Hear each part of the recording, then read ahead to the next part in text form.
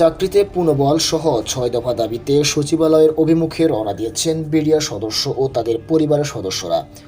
আজ দুপুর থেকে কেন্দ্রীয় শহীদ মিনার থেকে সচিবালয়ের অভিমুখে রওনা দিয়েছেন তারা। ব্যারিকেড ও জলকামান ব্যবহার করেও তাদের বাধা দেওয়ার চেষ্টা করলেও পুলিশ সফল হয়নি। আন্দোলনকারীদের অনেকে শিক্ষা ভবন সংলগ্ন সড়কে বসে পড়েন। তারা বলছেন, চাকরিচ্যুত বিডিআর সদস্যদের চাকরিতে পুনর্বহাল এবং কারাবন্দীদের মুক্তিসহ মোট ৬ দফা দাবি বাস্তবায়নের জন্যই সচিবালয় অভিমুখে যাচ্ছেন আন্দোলনকারীরা। বিডিআর কল্যাণ পরিষদ ব্যানারে পালন করা হচ্ছে এইসব কর্মসূচি। পবিত্র রমজানে কম আয়ের মানুষের জন্য ট্রাকে নিত্যপণ্য বিক্রি করবে ট্রেডিং কর্পোরেশন অব বাংলাদেশ।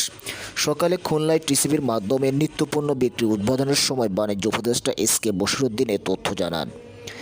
বাণিজ্য উপদেষ্টা বলেন, এই উদ্যোগের মাধ্যমে অতিরিক্ত ৯,০০০ টন পণ্য বিক্রি করা হবে। এটি কম আয়ের মানুষের মূল্যস্ফীতির বোঝা কমাবে। তিনি বলেন, প্রায় ৬৩ লাখ পরিবারকে ভর্তুকি দামে পণ্য সরবরাহ করবে টিসিবি। রমজানে অতিরিক্ত ১২ লাখ পরিবারকে এই সেবা দেওয়া হবে।